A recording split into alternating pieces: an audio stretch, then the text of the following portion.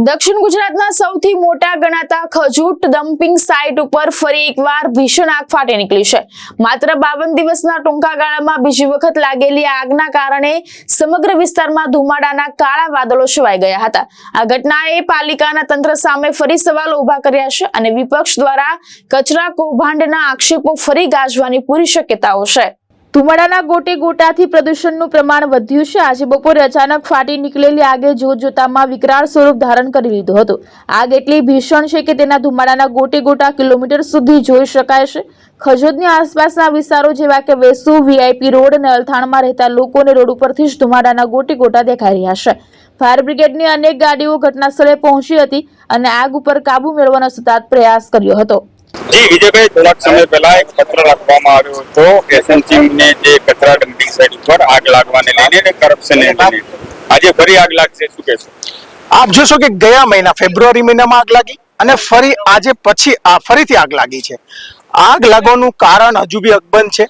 તમે જોશો કે સુરત મહાનગરપાલિકાને સોલિડ વેસ્ટ મેનેજમેન્ટના નિકાલ માટે અને છેલ્લા 3 વર્ષથી તમે જોશો કે આપણે સુરત શહેરનો અવ્વલ નંબર આવે છે કચરાના નિકાલમાં, પરંતુ જમીની હકીકત કંઈ પણ વિપરીત છે।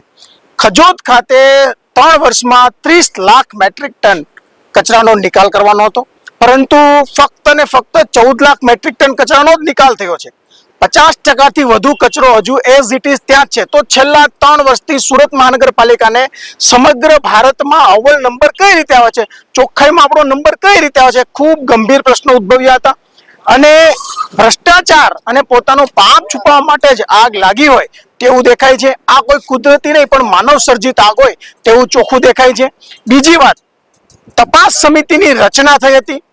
જાન્યુઆરી મહિનામાં તપાસ સમિતિની રચના થઈ, આજે માર્ચ મહિનો છે અને હજુ બી તપાસ સમિતિ બાબતે કોને બોલાવ્યા, કોને જવાબદાર અધિકારીને બોલાવ્યા, હજુ પણ કોઈ પણ પ્રકારના રિપોર્ટ બહાર આવ્યો નથી અને આ ફરીથી આગ લાગવી એ કંઈક ને કંઈક શંકા ઉદ્ભવે છે।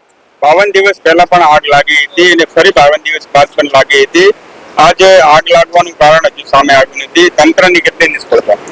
30 લાખ મેટ્રિક ટન કચરાની મેં જે વાત કરી એ જ્યાં સુધી નિકાલ નહીં થાય ત્યાં સુધી હજુ બી આગ લાગશે। આ આગ લાગી આને બોજાઈ દેશે, ફરી મહિના પછી 2 મહિના પછી ફરી આગ લાગશે, કારણ કે ખજોદ ખાતે એવી કોઈ ટેકનોલોજી નથી કે જે સુરત શહેરમાંથી જે સોલિડ વેસ્ટ નીકળે છે એનો સાયન્ટિફિક વે નિકાલ થાય। એના માટે એક જ ઓપ્શન છે કે આ કચરો બારોબાર ડમ્પિંગ કરી દેવો, બીજો ઓપ્શન છે કે આ કચરાને સળગાવી દેવો। ભાવેશ ઉપાધ્યાય, દ્રષ્ટિકોણ ન્યૂઝ, સુરત।